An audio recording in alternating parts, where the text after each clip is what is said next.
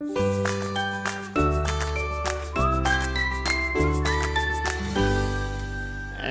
welcome everybody to Fat Guys on a Little Podcast. I'm your co-host Steve Markey, and always joined by Charles here. And today we got some taste treats from China, which might not be the best timing. Like you said, coughed on with coronavirus. Yeah. They're from the Wuhan market. I don't know if that's the thing. And then we got to look at an old staple. It's been around here for a long time that I've never been to, and I finally got to try it. So it is an institution. Yeah, and a couple of Oscar movies I watched. Charles watched some documentaries on a random sport, and then we're going to recap Oscars from last week and see how close any of us were. Which, spoiler alert, none of us were close on this. That's because Oscar's so white. Yeah, I know. Goddamn whiteys. All right. So first up, Charles, go ahead. So I stopped by. I have a local, because, nothing says a smart move right now other than going to the local Chinese market. So I have this place called the Park and Shop that's by me. That's a hardcore Chinese market. I mean, you walk in, it's pure Chinaman from front to back. It's on Telegraph. It's kind of over where Joe used to live. It's at Telegraph and Joy Road, I believe it is. And I found these. These are like some imported Lay's chips. I mean, you can see they've got like the whole kanji or whatever right on it. The back of them is completely, I mean, on one they put a sticker for the, the ingredients or whatever. So I got some 2 random flavors. I got a lime flavored Lay's, which I'll let you crack. And then I also got the wasabi Lay's too, just trying to get some different flavors in this taste test goes out to Tim Isaacson. He just got to watch us live. Oh. Who's Tim? Do I know him? Yeah, Timmy. He's one of our guys I went to school with. Oh, okay, great. We got to get him on. Steve can't open a bag of chips. So I got to let the coronavirus come out of the bag first. Okay, these reek of wasabi. I wonder if these are going to be hot. So I'm going to try the wasabi. Hot? You try the lime.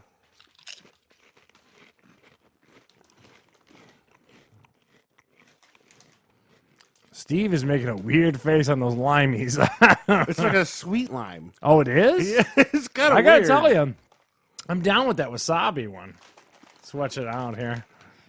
That wasabi one's pretty damn good, actually. I like a wasabi. Never had a sweet lime. Yeah, it is really sweet. Yeah. I got to tell you, I don't hate either of these. I don't know if I'd get these lime.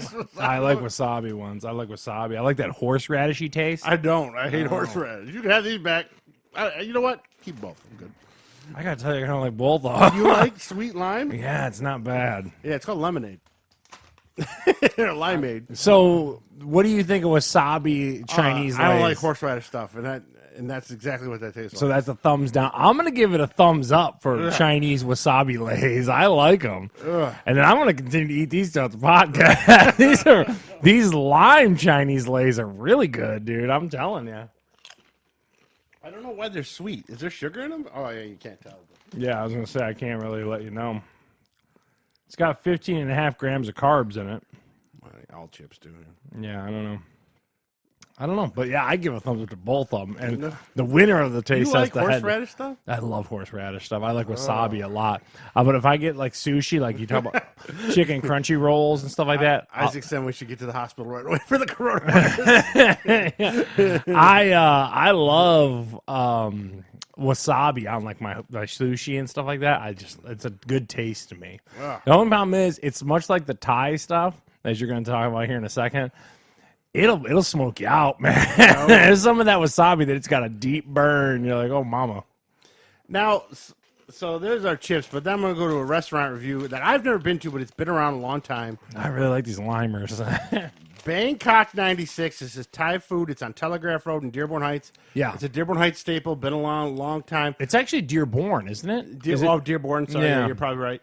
And from what I understand, when Clint Eastwood was here filming Gran Torino, he got takeout from there all the time. Yeah, and then also the lady who does the main chick who owns the place has been on a bunch of Food Network stuff and stuff like that. Yeah, like I said, it is a Dearborn, Michigan institution for Thai food. Yeah, so we tried Korean barbecue a month back. So you liked it. You liked it a lot. Korean barbecue. I did. And so I want to try Thai food. And everyone always told me Thai food's going to just fry your face. So that's me mostly. Yeah. I can't handle there's it. a couple of people that worked with Michelle because they had a workouting there. and a lot of them couldn't handle like medium heat either. So I tried it out. I like it. I gotta be honest. It's I told you ahead of time, the Chinese food. chicken satay, baby, is... There's a thing called chicken satay skewers. Long, like, It's like a shish weirdly kebab marinated, yeah. and it's kinda got like chicken, and it comes with two sauces, like a peanut butter sauce and a sweet kind of cucumber sauce. Yeah. But the weird thing is they give you this little cup thing, open with flame. flames that shoot out of it to keep your chicken warm while you're eating it. Well, first of all, I don't want to cut you off because as you're working the chicken satay, the ambiance of the place, I mean, it is kind of like, for as much money as it's making, it's really kind of ghetto in the inside of that while you go in there. It's tiny. Isaacson loves the place too. Yeah, see? So, yeah, I like it a lot. I thought it was good. I've never had it before. I bought, like I said, the chicken skewers were good. Michelle had hers was so lame. She just got chicken fried rice. That's not really reaching I out didn't of get Thai that food. anywhere. So I Do they give you levels of heat on fried rice too? Will they heat? They'll heat up your fried rice. She too? went straight mild. She's a wuss. I had to go mild. I can't make fun of her too bad. I struggle with it. So we had, I had the number 10. It's stir fry. It's called Pad Pak, or however you say it. Okay, probably Pak or something. Pak like that. I got it in the medium. Now Charles warned me about the medium that it's going to make his face melt, but it's kind of like a really spicy beef chop suey is what it tastes like to me. It had water chestnuts, little mini corns in it, a lot of vegetables, mushrooms, onions. I'm a big vegetable guy, believe it or not. Even though I'm a giant dude, I do like my vegetables. And but it was good. It was really good. It's got this like dark sauce on it, and it's got a little heat to it. I found it just builds. Like initially it doesn't. Dude, it melts my face. Really? I can't. That bad, huh? Something about it. So I've been there twice, just like you, experimenting with Thai food. Like I want to try some Thai food. Mm-hmm. And the first time I eat medium any Mexican food. I throw hot sauce. I love Tabasco, Frank's Red Hot.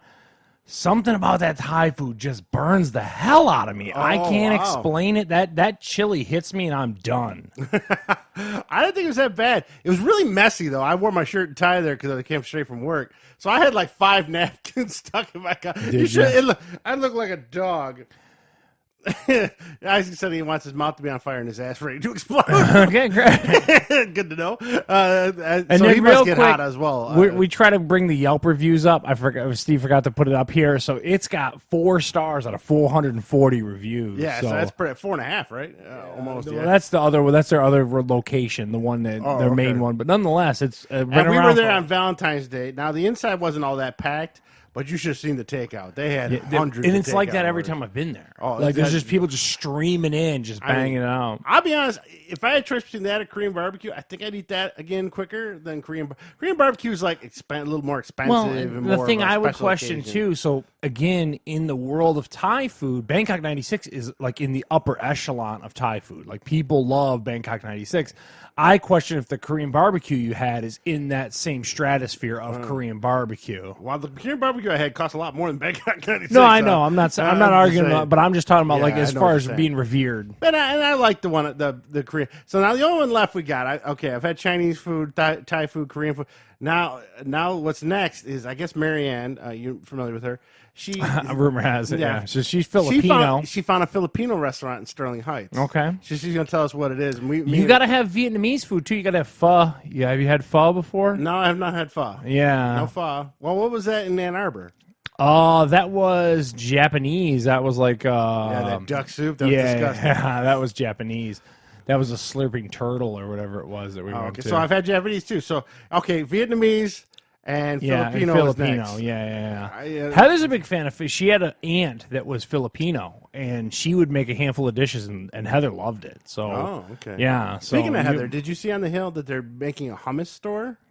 okay, great. I hate hummus. The hummus company or something. Hummus tastes I don't so know if it's a gross. restaurant or if it's just a place you can buy hummus, but it's coming right next to the Lowe's up there on the hill in Allen Park. Yeah, there's been a handful of places at this point that it was like at one point like a pizza grill and all this kind of stuff. So now it's and- going to be a hummus store. Yeah, that's I don't coming. know, man. I don't know if hummus it's a hummus tastes like restaurant. nothing. I don't know what it is. I am not a fan.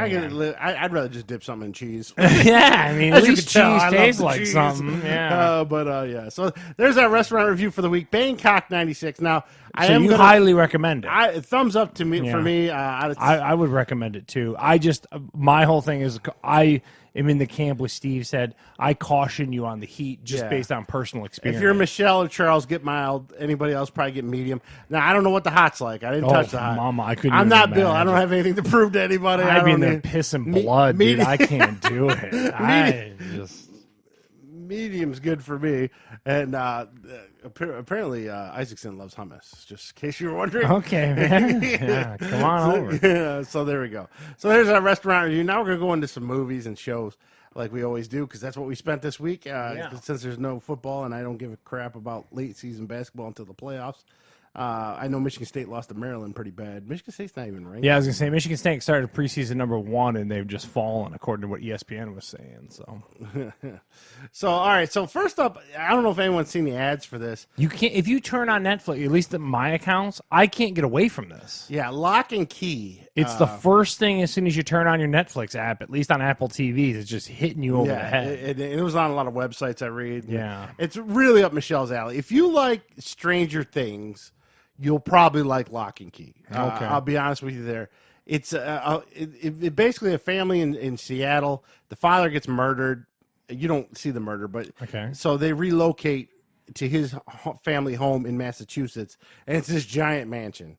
Yeah, I mean, you should see the size of this thing. It's ridiculous. Of course.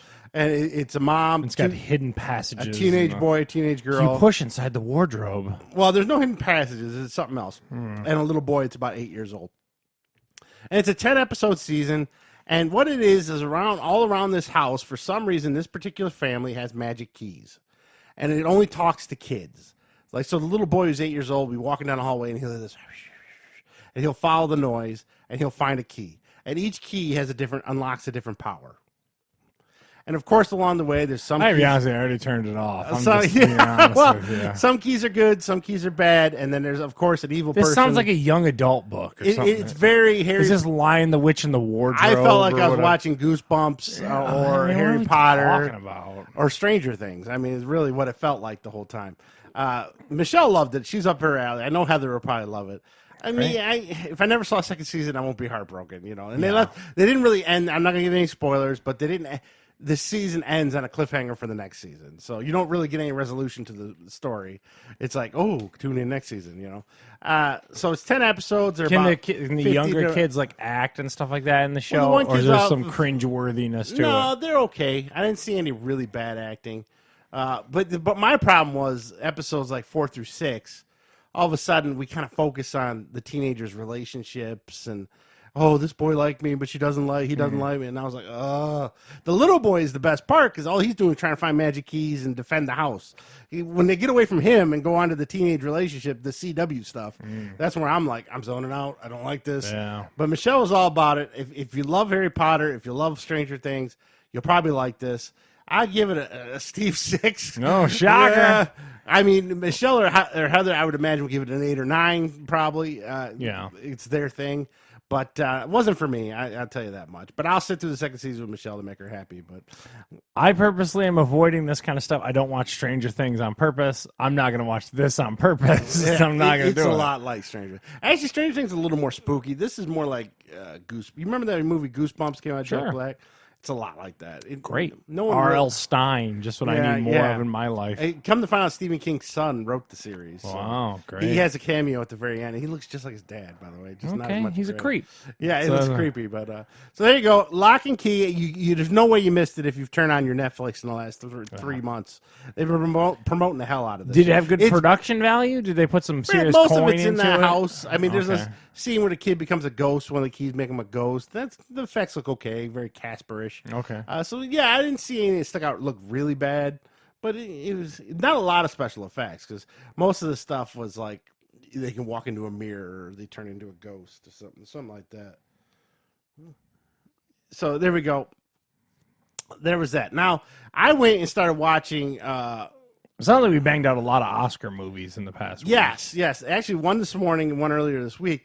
I watched Harriet, the movie about Harriet Tubman. Yeah. So- Cynthia Erivo is the chick's name. I did not see Judy Garland, but I will tell you now, Renee Zellweger must have did a hell of a job because there's no way this girl shouldn't have won Best Actress. Well, there was a lot of blowback because she's an English chick playing like an American. Well, I'm just telling you, like people were like, "Well, how could you not cast an American black woman?" You know what I mean? Well, she did an excellent job, and it was an amazing story. You know, the girl walked 100. How long of a movie is it? 2 hours. It was only 2, so that not too bad. I was expecting like a 3-hour epic or something. So, what a broad stroke wise, what does it cover? What is the story? Harriet Tubman is a slave in Maryland. Yeah. Before this is pre-World Civil War, probably about 20 or 15 years before the Civil War, and essentially she's married to a free black man in Maryland, but her slave owner won't let her go, won't let her.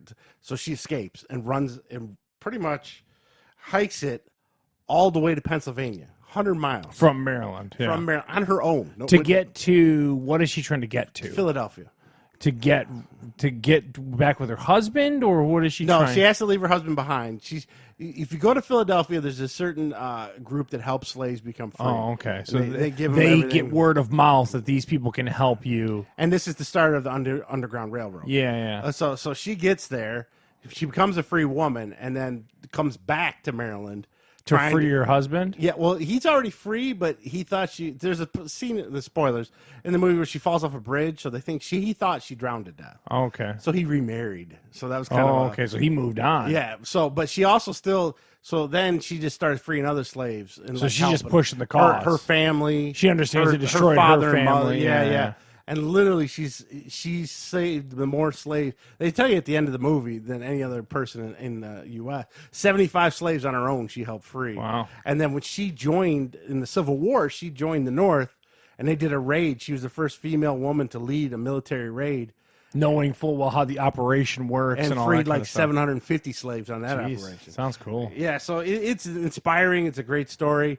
Production value is really good on it and everything. Yeah. It's a really good movie. Well acted.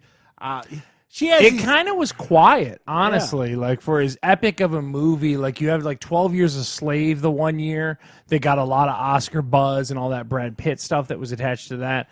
And then this compelling story, it's shocking to see.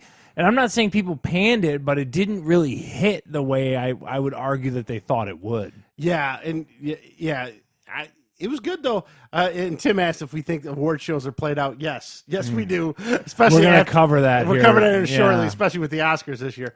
But yeah, I think it was great. The only thing so as a young girl, she got hit in the head really bad from one of her masters, and it put her in a coma for like a month. Jeez. So she has a lot of spells where she just passes out.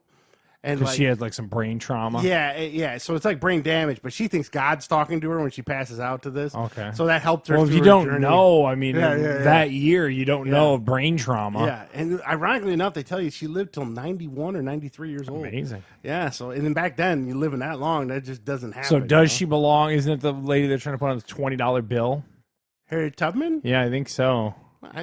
Sure, go ahead. Yeah, I mean, does any of the presidents mean anything to you? Really? I mean, well, that's what they're trying to do. They're trying to replace Andrew Jackson on the 20 because he was rumored to have. Well, why don't you give her one of the presidents that's on 2 things? Like George Washington's on the 1 and the quarter. So stop with the redundancy. Yeah, give 1 to Harriet Tubman. Wouldn't that be easier? Steve's pro. I honestly, I really don't care. I am not very well versed in American history, so like I said, I don't know much of the story. Yeah, so I liked it. It was a good 2 hours. It didn't feel any like other actors of note in it? No, not really. Not that I can. Not that I can name. No. So I'd give it an 8 out of 10. It was a really good movie. Wow. It's probably definitely better than Parasite, but I didn't see Parasite. You did. Yeah, we'll I'll talk go about over that in here a in a minute. second. So that one I give a real good thumbs up. And the other one I saw is Ford versus Ferrari. I just saw that this morning. That's the Matt Damon, Christian Bale, Ferrari. Yeah, they're gonna just Shelby trying to take on Ferrari in Le Mans, right? Yes. And John Brethenall, the Punisher, he plays Lee Iacocca. Bernthal or whatever. He plays Lee Iacocca.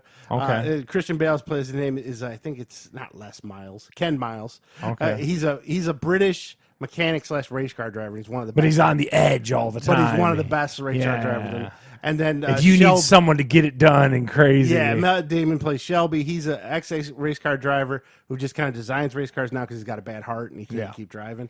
Good relationship between the two of them. They're always fighting and goofing off with each other. I like it a lot. 2.5 hours though. They could have trimmed the fat a little Yeah, bit. because there's a lot of scenes. The only family they cover is Christian Bale's family, his wife and kid. And there's a lot of unnecessary scenes with him just talking to his son about the racing and the feel of the road. And they just put that in there because it's Christian Bale and let's let him. Yeah, and there's a you gotta scene show with- him those chops. Even Yeah. Michelle was like, these parts are kind of unnecessary. So there's about a half hour of fat on there. But I don't like racing, but racing movies are always fantastic. And they do a great job on this one. They show them how they're designing the car and how the brakes lock up and all the things they got to consider. Because the Le Mans, I guess, is a 24-hour race. It's crazy. I didn't It's know 24 hours idea. at Le Mans. Yeah. And those are those crazy, like, extra swoopy GT cars with the crazy front ends and everything. And then they show how all the high-end people in Fords are kind of a pain in the ass and trying to interfere with them while they're trying to do what they're trying to do. Because they're taking and modifying an original car. Is that basically the whole theory? They're building from the ground up. Yeah. Okay. Well, With Ford's got a Ford couple components? race cars, but yeah, Ford just gave him a blank check to design the car that's going to win him. Because I guess at the time, Ford's cars were in a slump. And to get them out of this slump, they wanted something fast, hot, and win some races and stuff like that. Because Okay. at the time, everything, it was almost like it is now. Ford was just considered a family car. Nobody cared. Okay. The mom drove it to the store. So that's So where here was some American muscle that they were going to beat back the Europeans. And Lee Iacocca came up with that idea. Okay. Like, he's like, Ferrari don't make as many cars as us, but the young kids think they're hot, and they don't. No one thinks we're hot. okay. We're just getting groceries or taking mom So to that's the store. they tap Carol Shelby to kind of whatever. Yes. Yeah, and Matt Damon's great in it. And so Christian Bale's good in it, but he does another one of these low grumbly voices where he's speaking in He's his extra Britishy, right? Yeah, that's his native tongue, right? Isn't Yeah, it? I believe so. It's like, why are you still low? I know it's Yeah. Batman. Why you're still low? Maybe Enunciate. Yeah, but it was a good movie. A little too long. So I'd give it probably a 7 out of 10. It's very enjoyable. It's hard to screw up a race movie. Yeah. You know? Yeah, I've yet to see a bad race movie. But you're just saying a little too long in the tooth. Yeah. Yeah. A lot of scenes with his kid and his wife where it's like, okay, we get it. Yeah. Let's move it along. Because they don't cover anyone else's family. They don't cover Matt Damon's family or really? anybody else. Wow. Just his. So I feel like they thought, well, we might They're get throwing him an actor bone. Yeah, he might get an award if we keep giving him some bonus scenes, is what I felt like they were doing with him. Yeah. But the best scene, Matt Damon pissed him off somehow, and Matt Damon came to apologize, and he had a bag of groceries. And two of them just start beating the hell out of one another, like friend fighting, Is like it based tackling on a each true other. story? Yeah. Okay. Yeah. So they won Le Mans 4 years in a row, like in 67, 68, 69, 70, where they no American-built car has ever done that up until that point. So, yeah, that's a true story, too. So Harriet Tubman and Ford and versus Ferrari, both pretty good. So I can't tell you what Parasite was, but Charles is about to tell you. Yeah, so okay. So I was watching the Oscars, and me and you saw 1917, and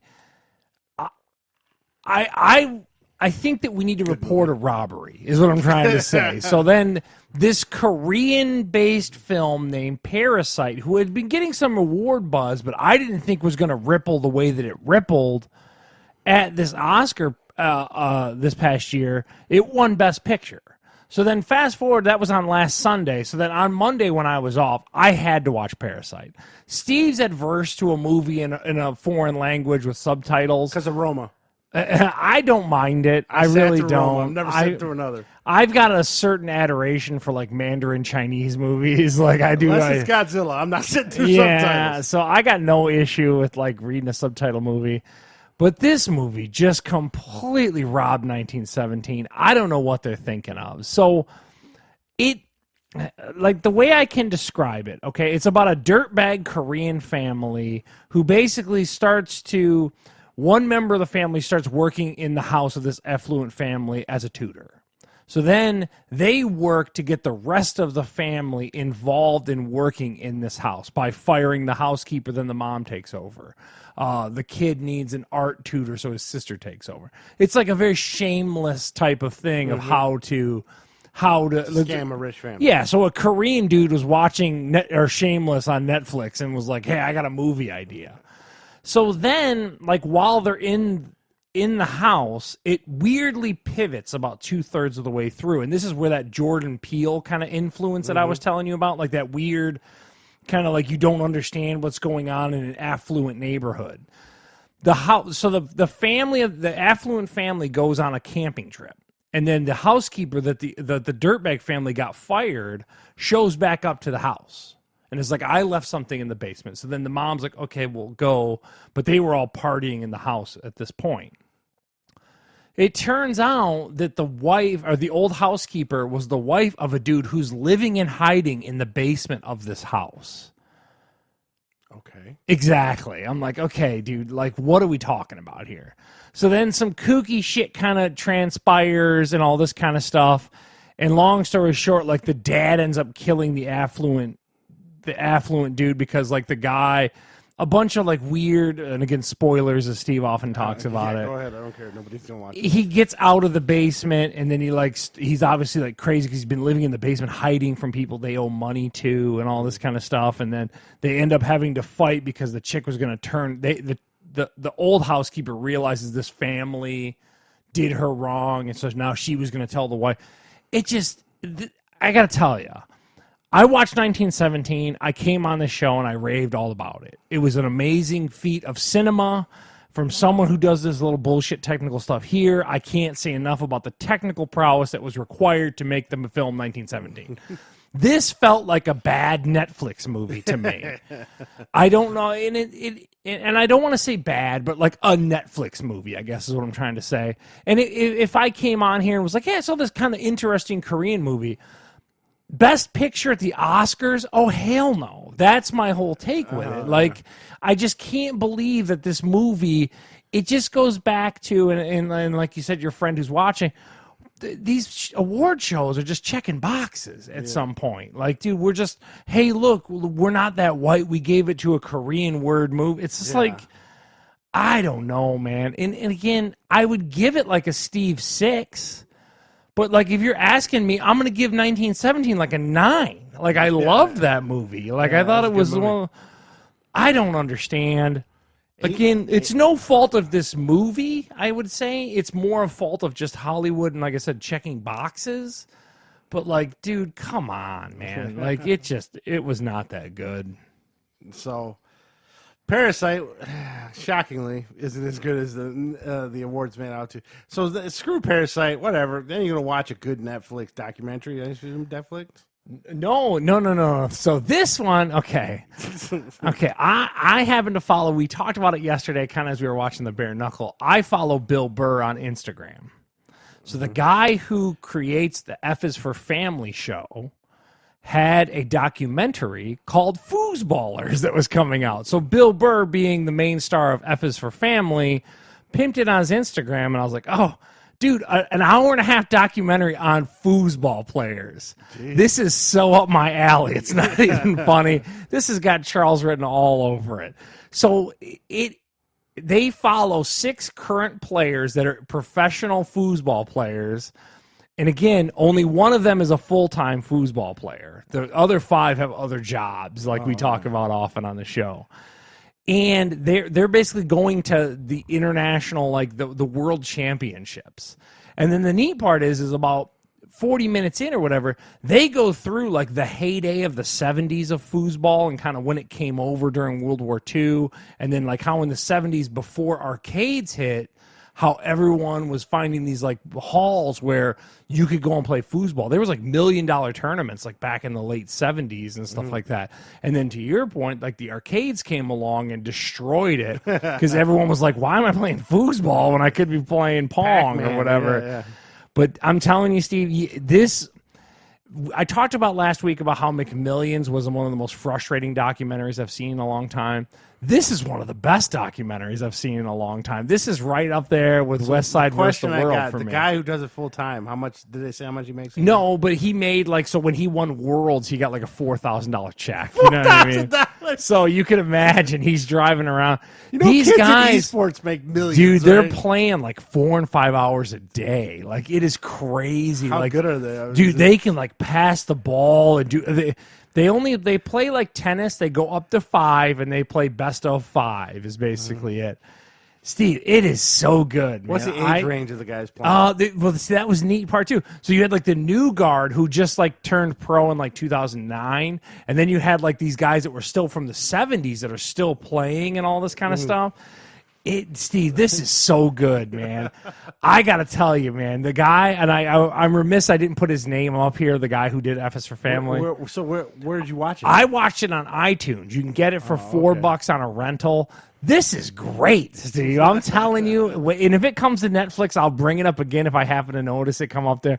But Foosballers, man. And as someone who likes the randomness, I love super passionate people. Are these guys in the U.S.? There's U.S., but then there's also a big contingent of like European people. There's like a weird World Cup that happens where they take the best foosballers from all these nations. Steve, it is so good. Oh my God. They put wraps on the handles when they go to play and stuff like that every time.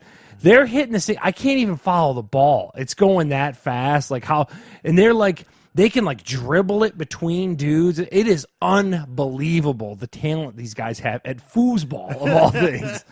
Man, there's one guy who's like his whole family's into foosball. Like his daughter's like 13 and is winning like junior worlds and all this stuff. You look at Lorna and like, pick up your game. Dude, I'm telling you, Steve, it is so good. And I just, much like anything, and if you listen to the show, you know how I enjoy anyone who gets deep passionate about anything. Like, that's where I know it annoys Bergeron, but your love of drawing and just like that's what West Side versus the World is amazing to me. And that's why, like, all these dudes that take this, like, they're not in it for money, man. Like, they just honestly, it hit them and they just can't get enough of it. And those kind of people, like I talked about last week with the dog groomers and stuff like that, chick paid $25,000 and she doesn't care, man. I'm all in on this dog grooming. And then, like I said, these guys, 4 hours a day playing foosball. They're playing by themselves, working their shots. One guy's writing on the board so he could see. Steve, it is so good. Bill Burr is 100% right. The guy from F is a Family that does this. It is one of those things that no one's going to see, but if I could tell a million people about Foosballers, I would. It is so good, man. And like I said, just passion, man. I can't get enough of it. So after you watched that on iTunes, you signed up for the full bundle. Yeah, so my ESPN Plus, I had signed up for a year of ESPN Plus, which again, if you're an MMA fan or a UFC fan, I can't say enough good things about ESPN Plus. It is great. They got a lot of fight nights. I'm going to talk about one that just happened last night, a little later in the pugilism stuff. So my year finally ended up. Disney Plus came along in November? Yeah. I was doing month to month with that, and then now I wanted to pivot into getting the bundle. So the bundle is basically Disney Plus, ESPN Plus, and commercial Hulu. I'm a Nazi. I'm not a Nazi. I don't want to say that. But like I hate commercials. Poor choice of words. Yeah, I hate commercials, man. Commercials are the worst thing on the planet. So I did this move where I read about online where basically what you do is you sign up for commercial-free Hulu for $12 a month, and then you log in and sign up for the bundle at $12 a month, and they'll give you $6 back towards the Hulu that you already pay for. So in other words, it would normally be $24. I'm going to pay $18 to get all three services. So commercial-free Hulu, Disney Plus, and ESPN Plus. $18 a month. Yeah, and we've chronicled on the show, Hulu is one of those services I'm on the periphery of. I don't really, there's a handful of stuff on there, but I was just going to talk about a handful of things I noticed in the past couple days and two things I already watched because 2 more documentaries, man. I got a thing for documentaries.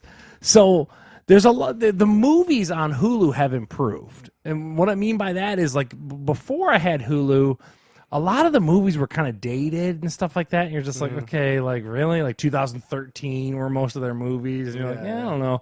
But they got fighting, they got the Rock movie. What is it? Fighting with My Family.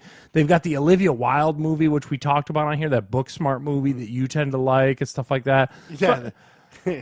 Super bad. Yeah. But and then there's actually an original show called Pen 15 where those girls play like in the 7th, 8th grade. And it's a real awkward comedy and stuff like that. I was impressed that they seem to be putting in the work to improve that catalog is what I want to talk about today. And then I checked out 2 really cool documentaries. One was called Ramen Head, which they follow the #1 ramen shop in Japan, and I just gotta love that. And then the other one was called Band Legend of AJ1, or the Air Jordan Ones, and this is a great little documentary too. Band. The original Air Jordans were banned by the NBA. So this was back when everyone was wearing those white Converse and whatever. And then Jordan came along with these black and red Nikes. And the NBA said, whoa, you can't wear them. We're going to fine you 5 G's a game. And Nike just paid the bill for it. So but this is a whole story and a love letter to how those Air Jordan 1s kind of changed the sneaker industry and kind of it started that partnership with all those people loving those Air Jordans. And again, a HULU deal. And it was a super good documentary. I didn't want to necessarily drone on about that, but that was a cool documentary that I really love. What is Heather watching on there? She's watching the Castle Rock. We're going to go back and watch the Booksmart show. We're going to watch Pen 15, stuff like that. The kind of stuff we were just talking about. She also is a big Handmaid's Tale fan. So there's a Wu-Tang show I'm going to watch that I'm eventually going to talk about on this show that I was kind of intrigued by that's finally on there. And then you can get the entire seasons of Friday Night Lights, which I would be remiss if I didn't tell you. If you missed that show the first time, you need to watch that show. Coach Taylor is awesome. Matt Saracen. I can go on. Tim Riggins. I love that show. Came out in 2000. Awesome. So anyway, nonetheless, Hulu's looking up a little bit for me. Whether or not it can sustain, I don't know, but I'll keep it anyway because I'm going to keep Disney Plus with ESPN Plus. So, all right. So Hulu's package, $18 a month if you want Hulu with no commercials. Now, what the one with commercials? How much is $12? So basically, I'm paying $6 to just not have commercials, essentially. Yeah, commercials are annoying. Yeah. Especially as you watch Netflix and you can watch Hulu with commercials. Like it is rough, man. And the thing is too. If you don't have like a regular TV provider, Hulu's a great value too because all the Discovery channels are on there, or all the Discovery shows are on there, even the history shows. And so there's supposed to be live sports on there because I keep seeing the commercials. Well, that's when you have Hulu TV. Oh, that's their equivalent to YouTube TV and all that kind of stuff. I thought regular Hulu might have live sports, but no. All right, now I never covered this on the podcast. It might have been before the podcast started, but Street Fighter V, when originally released on PS4, was a bare bones, broken fighting game with barely anything in it. It really was. So now they're releasing the Champion Edition, and if you don't have the game, you can buy the game for $30. If you have the game, you can buy the upgrade. I think it's $20. I bought the upgrade for $20. What is it giving you? A bigger roster? It unlocks literally everything. So if you spent all this last 5 years, because you can win fight money in the game that unlocks characters, but you got to fight like 5,000 fights, or you could pay like $4 or $5 and unlock a character. So if you've been unlocking the characters as they came out in the last 5 years, you didn't have to. You could have just waited for the Championship Edition. But I guarantee this is 5 years later, so it does give you a brand new character, Seth. I don't know if you played Street Fighter 4. Seth was the main villain for Street Fighter 4. In this, he's like an android, but in this one, he's in a female body, but he has a dude's voice. It's weird Capcom doing weird Capcom things. Just running on a character model. Yeah. So the new character's nice. You get a theme for your PS4, like a Street Fighter theme. It unlocks almost all the stages, but not. There's still like 4 stages that doesn't unlock that you got to pay $10 to unlock. And I'm like, forget that. I don't need the stages that bad. A lot of costumes now. There's 40 fighters, and each fighter has probably 4 to 5 costumes. But like, is the game still broken? Because I remember it didn't ship with certain modes and stuff. No, all like the modes that. are there now. So there's an arcade mode, there's a story mode, there's individual story modes but those run like 4 or 5. And of course, there's the online. Everything. It's what the game should have been 5 years ago. Shipped. So if you didn't buy Street Fighter 5, I remember people really got soured on it. Yeah, like, you were really railing against it, and not just you. Like a bunch of people in the community were like, "You finally did right. You finally got these Street Fighter games right, and then you go and lay this egg." Like it just seemed bad. Where Street Fighter 4 came with everything. Yeah. Street Fighter 5 was like a beta almost. Yeah. Now to their credit, most of the stuff they've been adding, they trickled it out. And kind of free. The characters weren't free though. You had to buy the characters, but everything else was kind of free. The tune-ups and stuff like that. So yeah, Champion Edition. If you don't have Street Fighter 5, this is what it should have been. It's $30. It's worth the $30. Now, me buying the original for $40, and I had to pay another $20 for the championship edition. On top of that, I bought a handful of other characters, so I'm probably $80. Kind of annoyed by that, but what are you going to do? But this is the Street They're trying Fighter. to breathe life back into kind of the old game, right? And they never really did abandon it, which was a shock because I thought for sure once. Now, come to find out, over the years, and because they've been working on this thing for 5 years, it's actually sold more than Street Fighter 4. More over that long because they've put such long legs on it. Yeah. Well, Street Fighter 4 kind of came out. Well, I didn't think they there was a year rush or two. 5 to make that Evo tournament? Yes, Isn't that the whole thing? Yeah. So 5 was a train wreck. They finally got it on. Now, if I It got sounds like in 2020, the Street Fighter you want to own is this one. Yeah. But I will say this: if you more like single player modes and more to do by yourself with, if you love online fighting and the scene for online fighting is probably Street Fighter 5. But if you want content and stuff and some better story, you want the Mortal Kombat's and the Injustice. That's better for that. The story mode in Street Fighter 5 makes no damn sense. I got to tell you that the relaunch Street Fighter 4 is still one of, if I'm looking back at really a great game. It came back out, it nailed what it felt like, but it also put a new level of polish on it and stuff. Street Fighter 4 is one of the best fighting games of all time, I would argue. Yeah. Just based on what it meant to that genre of fighting games. It was a great game. And like I said, to kind of hear how you said this one kind of launched is kind of a bummer, but it's good that they actually continue to work on it. I think that's good on Capcom and stuff like that. Yeah, so if you want to get into it, now is the time to buy the edition. Yeah. How is the community on it? Have you took it online? Is it jammed full of people? It's not jam, but you wait a couple minutes before you get a fight, but nothing. It's not crazy. It's not yeah. crazy. And There's they show enough you of a map. Community. At certain times of day, what areas are heavy and what aren't. I've never been on there and not been able to get a match, even though I just get my ass handed to me at this point. The people what on characters there are they spamming? What are they doing? What characters are they spamming all the time? Rashid, he's one of the top ones. Okay. That's that new character. A lot of people like that dude with the long squiggly hair. I forgot his name. He's like a weird. He doesn't talk. He goes, he just screams. And those are usually the top two I run into a lot. Not a lot of Zangiefs. You don't see him very often. Okay. Some Dalsims. Of course, you still got a ton of Ken's, Ryu's. And The OGs. Yeah, those are a lot. But Rashid's out of the new characters in the top tier. Everyone considers his moves are easy to do. A lot of quarter circles. Okay. The guys that have to go left, right, like Guile, those are always hard to make. I mean, I can pull off it, but not nowhere as easy as the quarter circle punch. Yeah, but so Street Fighter 5. Great games. Yeah, if you're big into it, now's the time to get it. Not back in 2016 when I got it and it was a turd. So if you're 15-year-old Steve and it's 2020 and you have $60 you just got for your birthday. And you could get any fighting game right now. What do you buy?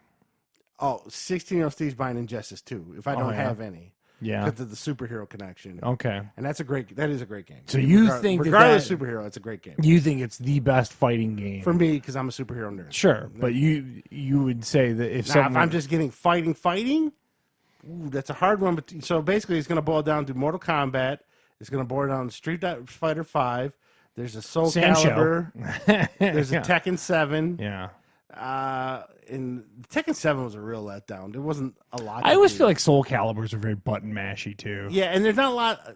My thing is, there's not a lot of content unless you play online a lot. And so Tekken It's the was only like way that. to give them legs. Kinda. Yeah. So just based on content, I would go with Mortal Kombat 11, just because it has so much.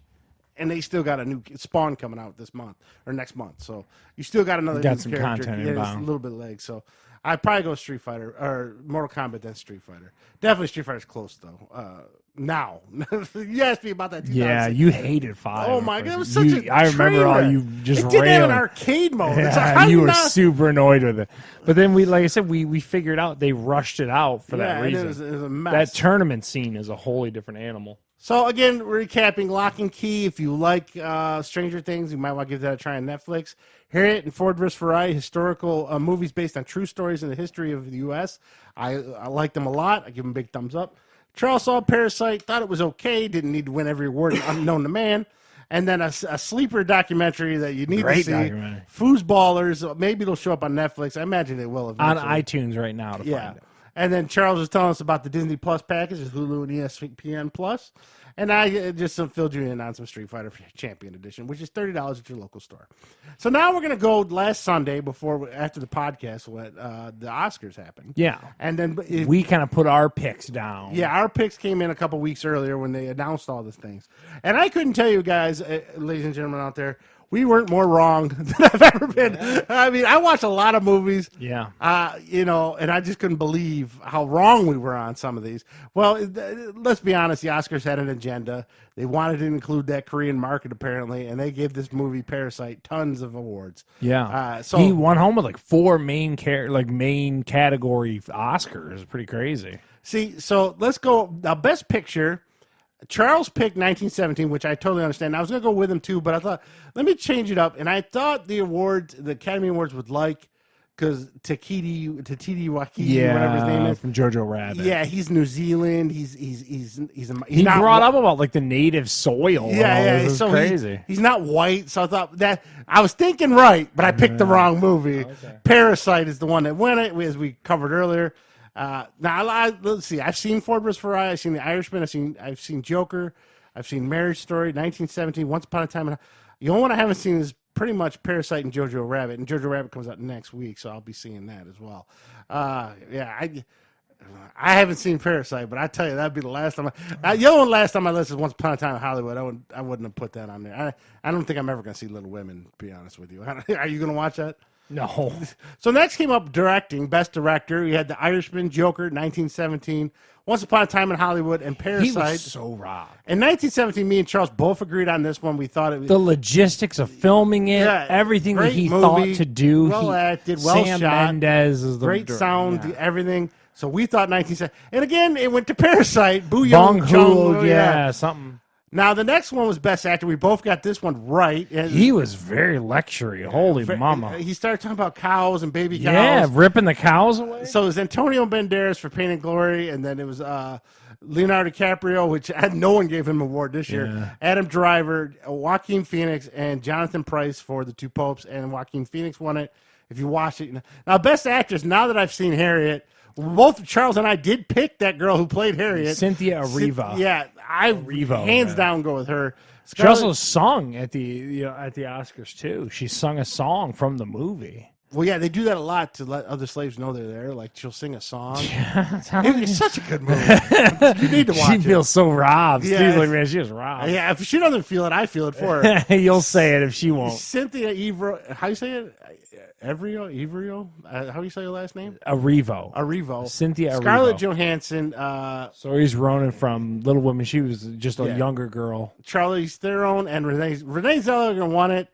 I didn't watch Judy. I didn't get a chance to see it. But I really feel that girl Harriet got robbed on that one. But okay. Best Supporting Actor. I don't understand how Tom Hanks is a supporting actor. I don't get it either. But I told you that movie's got weird trappings to it. Yeah. It's not what you think it is. Anthony Hopkins. Charles went with him with The Two Popes. Al Pacino for The Irishman. Joe Pesci. I got this one right just because he got the Golden Globe for it. So I picked Brad Pitt, Once Upon a Time in Hollywood, which he did actually get the award. The Best Supporting Actress, Charles got this one right. Kathy Bates for Richard Jewell. We knew she wasn't going to get it. Laura Dern, who did get the award. Charles picked her. Scarlett Johansson for Jojo Rabbit. Florence Pugh. I think I picked her for Little Women because I figured Little Women were going to win something. They did, but not that movie. And Margot Robbie for Bombshell. So Laura Dern for Marriage Story. If you saw her, she played a swarmy kind of passive-aggressive female Joker. Or female attorney. Yeah, now, she was good in it. Best score, I still don't see how Star Wars doesn't win this. Or 1917, one of those two. But if you play Joker's theme song, I wouldn't. You would be able to pick it up? Yeah. No, Joker won for best score. The other one, too, that's not on our list, we didn't pick it, was best song, went to Elton John from that weird biopic. Yeah, but they're always dying to give him that. Best editing won Ford vs. Ferrari. Again, this was a 2.5 hour movie that felt a little long. I picked The Irishman because I thought it'd be ironic if they gave it to him. And Jojo Rabbit, Joker, and Charles picked Parasite. This is the one we thought Parasite might win, but Ford vs. Ferrari won. So there you go. A little look at how wrong we were, and we should just pick. I feel like, and I'm just being honest, 1917 got robbed. I feel like the girl from Harriet got robbed. And I feel there's 2 robberies that happened. Yes.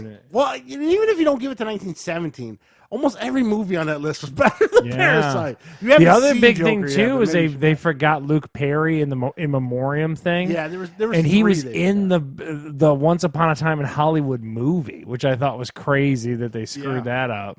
Yeah. So the Oscars, I watched it live. Did you watch it at Yeah, all? we watched it. Yeah, I sat and watched it with Michelle. And we it's were a making tough cracks. watch, man. It really It really is. is. Sitting through those commercials are rough. And the bad jokes and everything, Yeah. dude, it's tough. Yeah, and then just it made you feel guilty for being white. There's like so It many is a cracks tough about. watch, man. Yeah, it was rough. 3 minutes of wrestling now. I just have a couple things. So AEW I watched this past week, and they were hyping this dude up named Jeff Cobb. And I'd never seen him before, don't know who he was. He's like, he's a killing machine, and he's super strong. He's going to help Chris Jericho out. And next week, he's going to beat up Johnny Moxley. I'm thinking, this guy's got to be a monster. So at the end of the show, Jeff Cobb comes out. This dude's maybe 5'7", 5'6". Not a Brock Lesnar type? He's a Samoan Taz-looking dude, and just Oh, comes geez. down, and he jumps. He's smaller than Is the he guy from who another jumped. league? What's the push I guess from? he's a big independent wrestler. I don't know. If this was their unstoppable monster, He's waiting for the monster. to come literally I down. laughed when he came down. I was like, are they serious with this one? So I started laughing on this one. Yeah, maybe 5'7". He's a Samoan guy, so maybe he's just like one of those dudes and go forever like Samoa Joe. But I don't know. they built him up like Vader or Big Show's gonna come He was down. waiting for someone to get housed. Yeah, some like 7-foot dude, and it's like this little tiny dude came out. I was like, you Oh. gotta be kidding me. So was it on the weekly product that you caught this? Yeah, this was last Wednesday on Dynamite. And I also caught another women's championship match. Nyla Rose, the former man, now woman, 300 pounds of her, Yeah. finally beat that 95 I pound was girl. gonna say they always have her like as a little Japanese girl. Yeah, so she beat she beat Ryo or whatever her name is. Riho. And now, I mean, it was such an accomplishment. She's 300 pounds. Yeah. The girl she's wrestling was 95 pounds. It was such a joke. And this last one, I just got to feel that this girl's going to be under some pressure. Simone Johnson is signed to Third generation wrestler. The Rock's daughter signed to A developmental contract today. Is she going to go to NXT? Yes, but she got trained pre-hit before then. They got like a performance center where they learn the basics before they go to NXT. So she has no background at this point. No. She's like, purely in. I don't know how old. I think she's is she 18, in shape? 19. She's tall and thin. Look like. Oh, okay. I didn't see. I saw one picture of him hugging her, but I couldn't. I mean, she looked like Holly size. You know. I mean, if she's got the lineage, you know. Yeah, I mean, but what kind of pressure is that kid? Your Oh. dad's one of the best ever. dude, it's tough to live up to. I mean, that's, But if anyone could, like, if imagine the resource that your dad would be. You know what I mean? If you're like, I'm having trouble with X, Y, and Z, and he's like, well, hey, think about this, or and he you can know always what I show mean? up for a live event to give her that. Give her with that, rub. over, yeah, Give her that rub. yeah. So there you go. Rock's daughter will be showing up in wrestling probably sooner than later. All those Samoan people, that whole family always gets promoted quicker than most people do. So, and a lot of them are really good. So I'm not hating on them, but it just we'll see. So if you were looking at The Rock, right? If you were talking about the Mount Rushmore of wrestlers, is he on that Mount Rushmore? Probably. Yeah. Who is your four? Obviously Hogan. You're gonna have to stick Hogan up there. Hogan and Flair, right? Probably Flair, yeah. And then you're probably gonna go Rock and Austin, maybe. You skip Andre. I think a lot of people would maybe argue Andre. It's tough, but they're kind of in that same era. So you're trying to spread it. Andre, as much as I liked him, was more of a freak show kind of. Okay. He never held any titles really. Okay. He never. They brought him out for special events and stuff like that. In the 70s, he did a lot of gimmick matches, body slam matches, hair matches, stuff like that. So he was never really part of the. Do you think Vince is pissed that you didn't just name him on the Mount Rushmore? Well, I mean, he's not a wrestler. I'm just a lot saying. more wrestling.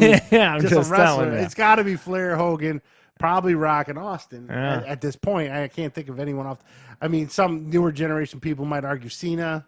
I mean, because he did do it for. He's coming back. I 10 saw or on 15 years. watching XFL. I saw that there's a special Friday night SmackDown because again, Fox is doing their job. I don't care what anyone says. Fox is promoting the shit out of that. They're on special Friday, and Cena's coming back. Am I right? Yeah, but he's probably come back to promote Fast and the Furious. Oh, okay. Because he's in that. He's about to do the publicity tour. Oh, okay. So I don't know, and he's filming the Suicide Squad 2 right now. So I don't think he's going to come back. He's not going to come back full. They say he might do a match at WrestleMania. But Rock was doing that too. So you can bounce back and forth. Show up at WrestleMania, do a match. You don't forget you was riding a bike kind of thing. Yeah. So they'll probably stick him in a match with like Undertaker or somebody that's familiar with him, and So there you go. So there's your 3 minutes of wrestling. Jeff Cobb is not the monster that they made him out to be. I laughed literally when he came out. Now Rose, all 300 pounds of her, beats a 95-pound wrestler. And The Rock's daughter's got a lot of pressure on her right now. Steve's Mount Rushmore of wrestling is Hogan, Flair, Rock, and Austin. Okay, we got to ask DV next time he's on. They were so huge at the time. I can't think. I mean, one could argue maybe Bret Hart. One could argue Undertaker maybe, and one could Shawn Michaels or Triple H. Shawn Michaels maybe. Triple H has a lot of influence in the industry. Yeah, he does, but no one ever considered him one of the greatest when he wrestled. Because there's a lot of WrestleMania matches with Triple H was in that were pretty bad. Yeah. There's a lot of WrestleMania matches that Undertaker was in that was pretty bad too. Late in his career, they got really good, but he was wrestling like Snuka and Big Boss Man in some WrestleMania. It's like, okay. But anyway, that's a good question. We got to start asking people that. Did your WrestleMania sign show up? Not yet. I'm still waiting on it. We got to be able to point to it. Yeah, point to WrestleMania. Yeah, I'm going to put it over the TV, I think. All right, so there you go. Now, I got a couple things I bought this week that I want to talk about. And Scott loves this. So, are you familiar with AOC? No, it's a big Amazon company. I know it's a lot of it's pimped on Amazon. No, it's not owned by Amazon, but like the main place I see it is always on Amazon. Well, they have them at Best Buy too. Do they? It's a monitor company. They probably make other PC parts. I don't know what else. But they make a lot of monitors. So the top monitor people are AOC, Acer makes some, Samsung, Dell, and HP. Those are your three. Acer's trying to get in there a little more. LG a little bit too. Yeah. But those are the ones you always see. And I bought a 27-inch curved gaming monitor with all the marketing buzzwords. And it's a 2K monitor, not 4K.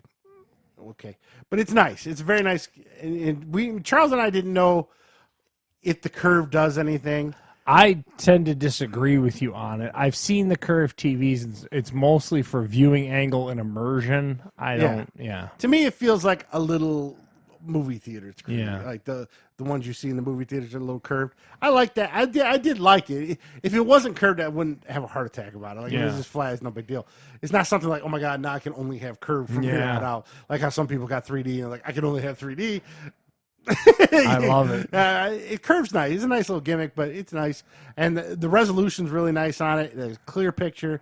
Now, the only thing Charles and I were talking about beforehand is it's got a refresh rate. Now, if you follow any kind of reviews of anybody, any PC gamer will tell you, you don't need 4K, you just need high refresh rate.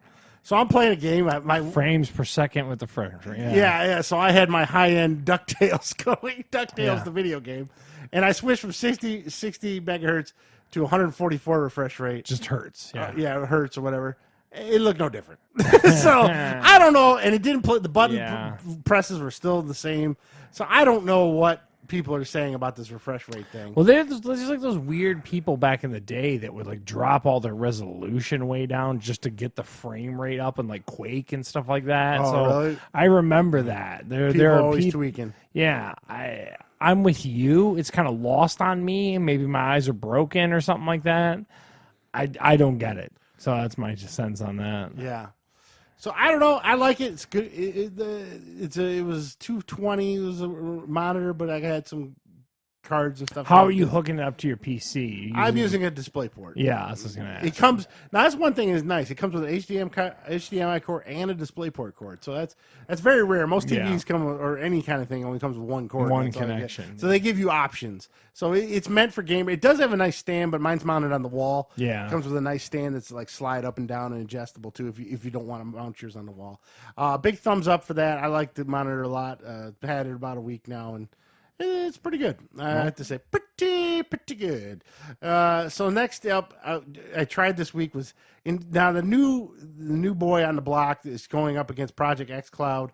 This is the streaming video game. NVIDIA. You no longer need to worry about the hardware. We're going to let server farms take care of it, and their horsepower is going to give you a video feed to allow you to play games in real time. Yes. So it's called NVIDIA GeForce Now. And I tried it at work where we have a 5... well, I need to slow you down. So what hardware do I need to get into the GeForce Now ecosystem? Anything. So all I need is a browser. So like, I've got a standard PC. You got to download a program. So it's either right now it's only on Android and Windows. You can't get it for iOS. So it's in theory my phone. I download an app on my phone. Yep. Okay. What service? Where am I? So Google Stadia has its own ecosystem that I have to buy Mortal Kombat 11 in. Yeah. What am I do? How am I getting the games? And what's the barrier to entry here? The barrier to entry is the games you already have. So if you have what anything, Steam, Origin, Windows Store, whatever you have a game you can on, link accounts to it. Yes. So you'll need to know the passwords and logins for all the Steam and all that. Origins and all that, like you said. Okay. So then you pull. So it's not for every game ever. All Sure. right? It's only about 400 games that they have in their library. That's still a pretty extensive library. Yeah. So like the one I tried was Batman. I have one of the Batman Arkham City games I've had for years. I have it on Steam. So I connected my Steam account. Then you find in the list, you put in the search what game you have, Batman. It comes up. You go, oh, okay. This is within the app on the phone? Yeah, on the phone or on your PC. Okay. I was doing it on a laptop at work. So what it does is, and this kind of confused me at first. So you get, all of a sudden the icon shows up for Batman Arkham City. How much did you pay for this app? Free. Is there a monthly service? Why are they providing this? There is a monthly service. So there's a free account and a monthly service account. The free account you only play for an hour a day. Okay. So I just did that because I wanted to try it. It's a proof of concept. If you like it, you can pay $5 a month for it. That's really cheap. Yeah. It's really cheap. Yeah. Well, they're not providing any games. They're just providing the service to play the They're game. basically the streaming version of it. Yeah. Wow, it's weird. Yeah. So Seems like it could be a good player in the space, though. Yeah. And what was confusing, though, is so it kind of switches. So when you're in the Now program and you hit the Batman or whatever. Launch game or it whatever. switches to Steam inside that. Which that's confused me. I was like, wait, is it switching to a Steam on your local machine, or no, is it switching Steam inside the app? Inside the app at the server. Yes. So then you hit install. So then I'm like, wait, I gotta install it on my. It installs Batman at the server on your account. Wow. Does that make sense? Uh-huh. So it checks your Steam account, make sure you have the rights to it. Basically gives you a Steam account on an NVIDIA GeForce server somewhere. Yes. And then it literally installs in like 3 minutes, like quick. Because it's insane the pipe that's going to the server. Yeah. And then I launched it, and I didn't have a controller with me. I used my keyboard, and it played great. I mean, but this was at work. Now, when I got home, I realized my connection is dog crap, and it played terrible at home. But like I said, I wouldn't play it at home. I would play it at work. So if you have a good connection, now I'm not going to lie, you need a good connection. We have a T1 business account connection at work, so it worked great, and it was flawless. I saw no hiccups. It worked way better than the Project xCloud did. So in theory, what you just said to me, I never have to buy a PC again, a gaming PC again. No, you don't have. If you like the games that are on GeForce, which are mostly newer games, all right. Yeah, I mean, Batman's a little. Could I old. play Red Dead in whatever Steam on? I believe so. Yeah, it's got a search box, so you could search the game. I know all the Darksiders are on there, all the Batmans are on there. But there's think about what you just said. Like there's no Madden on there. You can't play Madden. Okay. So it's based on what games they have already for on there. $5 a month. Yeah, that's what it is. $5 a month. And then what? You just sync an Xbox controller to your device. Yeah. Most new Xbox controllers are Bluetooth, so you can connect them right to laptops or anything. That's crazy. So, like right now, I don't know what kind of graphics card you have in that. Yeah, computer. I don't have to worry about the whatever. You can go get Crysis, pull it right. Could up I and have play. an ATI card in my PC and do it? What do you mean? ATI graphics card in a desktop computer. It don't matter what your graphics. Doesn't matter. It's playing in browser. It's pulling. It's not a. Well, it's. It's an app, bro. Yeah, I get you. You're not Nonetheless, that sounds really cool. Yeah, it's a little confusing at first, but once you get it down, you realize what's going on. You're like, oh, okay. But the only thing you got to do. You don't need, like, what is it, the NVIDIA Shield or any. You don't need any of that. No. That's crazy. You just need a controller to connect to whatever you're using, and then everything goes from there. $5. Wow. And you don't have to pay, The only thing is, the only limitations is there are 400 games, so you have to make sure whatever game you're going to buy, if you want to stream it within the account within the Now service. And I imagine they'll add Jeez. new games as it comes. Yeah. But right now, it's really nice. It sounds amazing. But I was texting you midweek, and it appears that you're very connection contingent on it. Yeah, because because like I said, at home I have a 2 gigahertz connection. Whatever. You're talking about you did over Wi-Fi over a 2.4 gigahertz connection. At work, And we have a dual channels. You have 5G. 5G and 2 gigahertz. Yeah. It's switched automatically to 5G and works So fine. when we broadcast like here, we use a 5G in my house. I have a dual band router. At home, I don't have that. So Okay. at home, it won't work. But at home, I have my games. But I don't told you have to already. worry Did you try to put that app on your desktop PC and see if it worked really about it. well? Yeah, it didn't. Is your desktop PC Wi-Fi or is it No, it's hardline? LAN. And it still struggled? Yeah. Actually, no, I didn't do it. I did it on my phone. Okay. Sorry. Oh, okay. I mean, I'll try the PC when I Yeah, get home. try it. I'm just curious because it sounds like a great value for $5. Yeah. That's crazy. Yeah. It's brand new. It just launched like within the last week. So it's still kind of beta, I guess. I don't know, but I just tried the free account, tried it. It worked. Because in $5 covers the cost that they have to they must have just tons of room on servers. Like it's crazy. I guess. I don't know. I don't know how Huh. they manage it. I gotta tell you, I'm intrigued. I'm super intrigued by it. Wow. I know they've always been tinkering with it with the NVIDIA Shield and stuff, and they've had that portable because they've always had that service where you can stream from your own PC to a portable thing within stuff. your LAN. or NVIDIA's whatever. been tinkering with That's that why for I a was long asking time. if what you needed for. You know what I mean? Yeah. Wow. That's crazy. Yeah, so we'll see how it works out, see if it takes off. Because we know Stadia is probably going to be dying soon. So Yeah. but Then again, Project xCloud seems to be. I bet you we're going to hear more of that as it gets to the fall. You think so? Yeah. When that new system I think comes that out? they're going to multi-skew the next Xbox. I think there's going to be a very We talked about price earlier in the week. Me and you kind of were talking about that a little bit. I think they're going to have a really high-end version, and then they're going to basically sell you xCloud, just super nerfed version of an Xbox, is my opinion. That's going to be a bummer. Well, I already told you my strategy. PS5 and a PC. Yeah. Until I get fed up with the PC, then I'll just go all PS5. Buying We'll see how PC that hardware works. sucks. Yeah. All right, so there we go. So there's some reviews for you that probably bored Scott. So there you go. So now we're going to rapid fire. You know, not a lot coming out this week. We're getting near the end of February.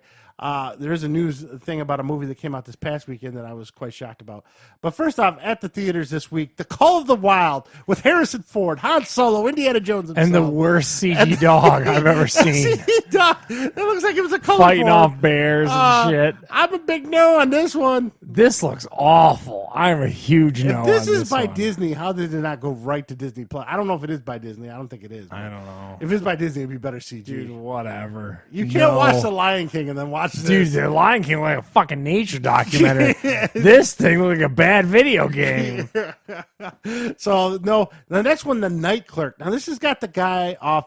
I had to write the The description main down. guy, the main guy. Yeah, yeah. He plays the night clerk in a hotel who has cameras in all the rooms, so he's creeping on people. But then one of them ends up dead, so then a big murder mystery unfolds.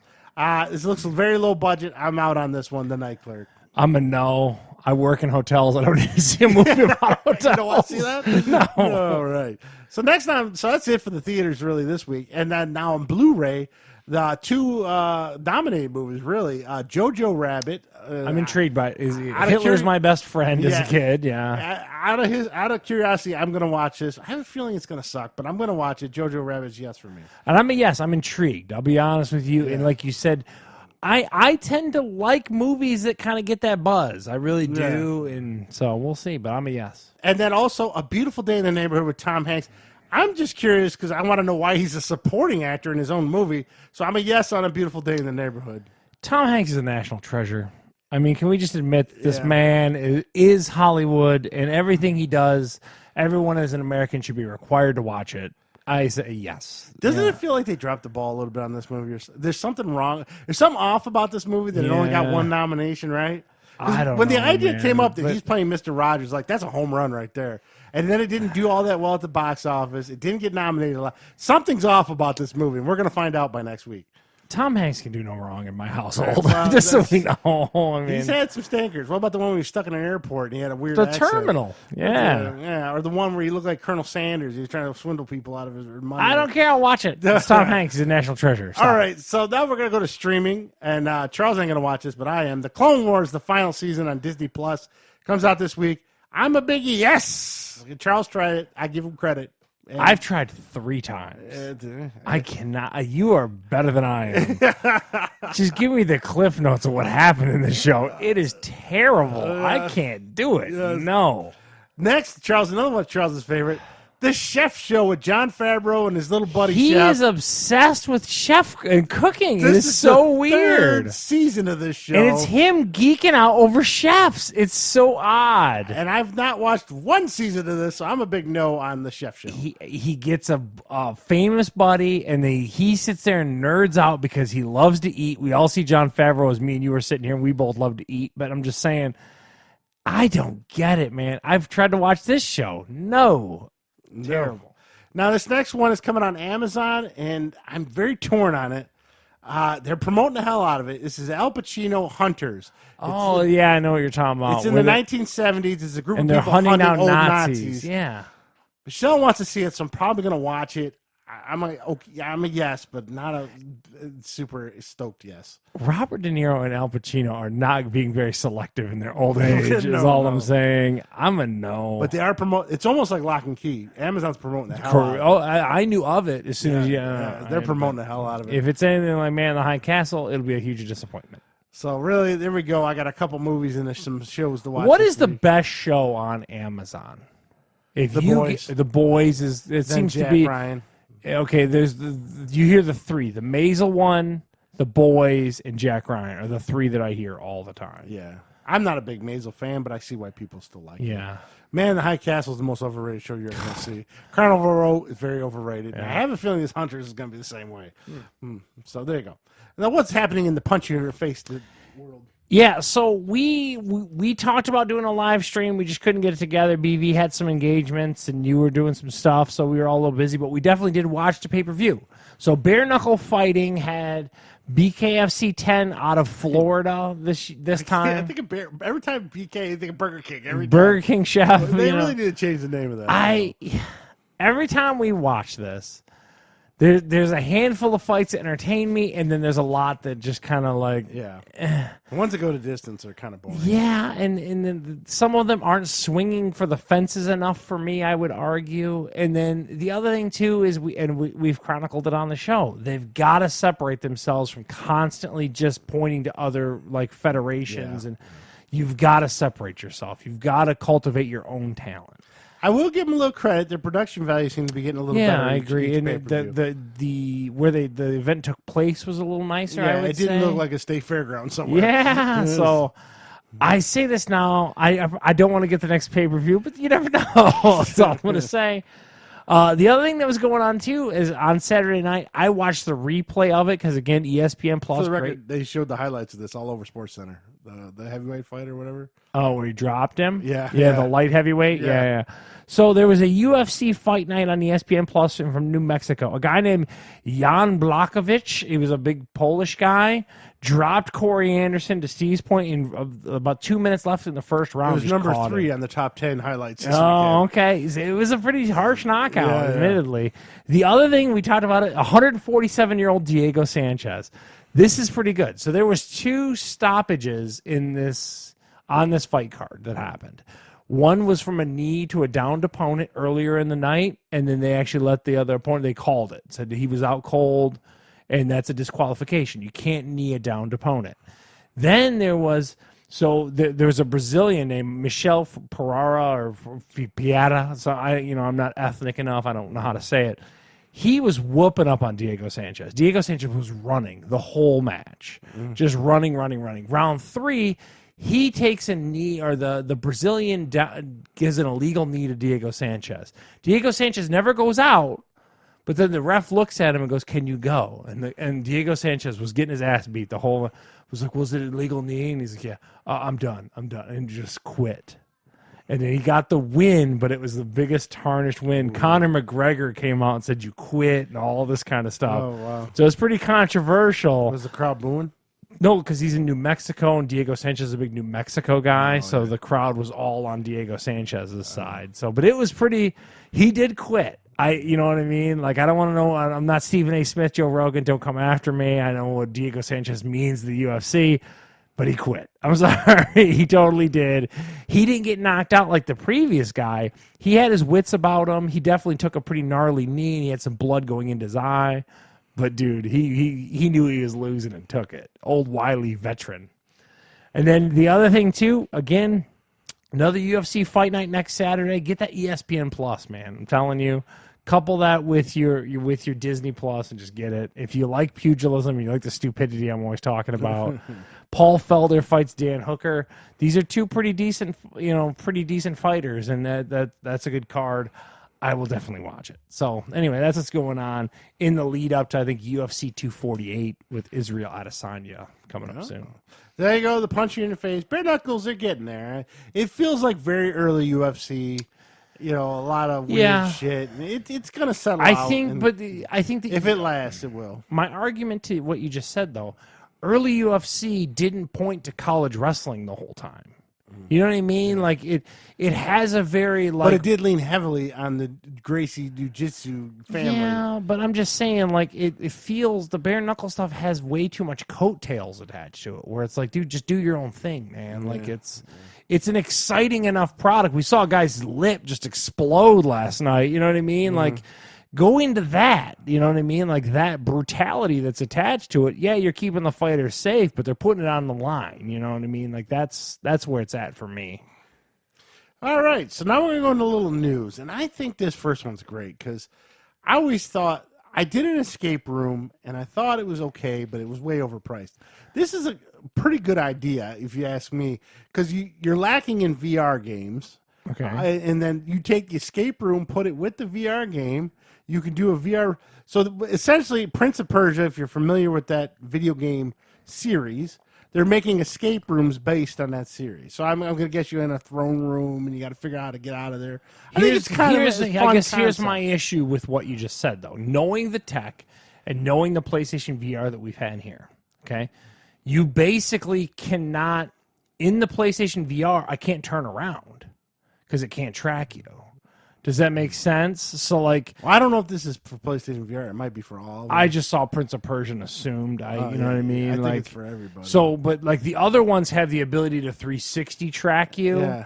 The PlayStation VR is kind of limited because that camera's got to be able to locate you based on the lights in your forehead and all that stuff.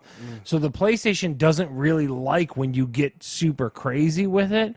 So I'm just curious of how elaborate it is. I get your point. It's a much better value than the real escape rooms, I would say. If I could buy a $30 VR game and play it anytime I want, or pay $120 before. But you also could make the point of how much is it, because you're basically going to get one playthrough. Yeah. Well, not if they had multiple rooms. Like you could do one room for 30 minutes and then maybe do a different room. So you're talking about 2 hours of content? Yeah, you know I mean, how much is that? It's though? Prince of Persia. Could it be a whole castle of rooms that you got to get You go in and one out into of? the. I get what you're saying, And Steve, you could have but people sit in the living room with you trying to help you watching what's on screen. Like, oh, try that knob or try. I like the concept. I'm not saying that. We'll but have to see what it's like. What you guys did was insanely expensive. yeah. It's one of those things that, like, to this day, I'm just like, what on earth? So I get what you're saying. It seals like, the deal that relative you're never to- going to do it. Yeah, I mean, it's just, dude, you're crazy. So, but from a video game standpoint, how much, like, because you're talking about a limited amount of content. I mean, let's be honest. So. Or you could have DLC. Here's a new room, a new dungeon. You know, I'm not denying. I'm just that. trying. The VR is a fun experience. I just feel like it's slowly dying on the vine, like Stadia is, because especially the PlayStation one. Even though they claim there's a new headset coming with the PS5. Yeah, I'll be honest with you. Here's my thing. If that Iron Man lands with a dud, and the big Iron Man VR game that's supposed to come out, if that one doesn't hit, I think that it's in trouble. It would be my argument. Yeah. I think that Oculus is doing some smart things. They're getting away from having to tether it to stuff and all that kind of stuff, so you can kind of play either way. I think that's a smart iteration on VR and stuff like that. I'm a big proponent of it. You know I am, but I get what you're saying. Like the future doesn't look that bright, I would say. Yeah, it's unfortunate. I have a feeling it's The other thing too is the barrier to entry. So the really good ones are so goddamn expensive still. You really need wireless ones too. Well, that's where the Oculus Quest comes in. Yeah. So it's pricey. So you got to couple it with like a hard horsepower machine. Yeah. That's why the wires didn't really bother me that much. I don't know, but I'm also weird. 3D glasses don't bother me that much. I sleep with a CPAP. It doesn't bother me that much. I guess I'm a little more tolerant than a lot of people. But you got to have the masses in order to make technology successful. So, Apple isn't worth what it is because it only sold like 10 iPhone 10s. You know what I mean? Yeah. So I don't know. I like the concept of an escape room in a VR setting. So we'll see how it actually gets implemented down the road because I don't think it's coming out for a while. So now next, I think because you, Captain Save the Planet. So some big companies recently, in the last couple of weeks, have come out. Delta, carbon neutral companies. Correct. But the funny thing is, they're all targeting 2050, which is kind of a ways away. But Delta, BP, you're talking about very tough companies to offset the carbon footprint of them. Yes. So what they're doing essentially is they're not as I fart. They're not necessarily attacking what they're producing the carbon of. What they're doing is they're like essentially like doing green initiatives in other arenas to offset carbon footprints. Yeah. So in other words, if we have 60,000 trees planted by BP, they absorb enough carbon dioxide that, you know what I mean, it offsets what we're talking about. So I think that we need to work towards fixing this planet. I really do. We're a long way away from living on Mars. No, I didn't. Some of it, no, they said a lot of a certain percentage of their workforce, they're going to move over to alternative energies. So it's not just planting trees. And GE's the same way, that they're slowly looking. I'm just saying what they're saying. You're BP, you're a petroleum company I know. that takes crude oil. It's just like GameStop, right? They're dying. They got to find something else. I'm just saying. I'm just telling you what they're saying in the article. I don't know if it's true or not. Trump told me he's not going to mess with Medicare either, but he did. It sounds a lot like PR to me. Yeah. I mean, at the end it's just weird that all these companies at the same time are coming out. Because it's a big deal. I mean, the environment's a big deal. And if you can say, hey, look what we're doing. We all know commercial air travelers got some of the biggest footprint on the planet. Like, they often talk about, like, it is terrible for the environment burning jet fuel. Like, these big jets burn, like, 5 gallons of fuel a minute or some shit like that. Like, it's insane. But you're also keeping a huge chunk of metal in the air. So but at the same time too, you have to get in. People like me judge companies, you know what I mean? And like, all too well from my Chick-fil-A hatred, I won't give you my money. I still won't go to BP. We will not fill a car up in my household from BP because of what they did in the Gulf. I just won't because they usually cost more. Yeah. And like I said, the easiest way to vote against a company is to not give that company your money. Is the easiest way to do it. If you want to give the company a middle finger, don't give them money. There you go. You know what I mean? Have some integrity about you.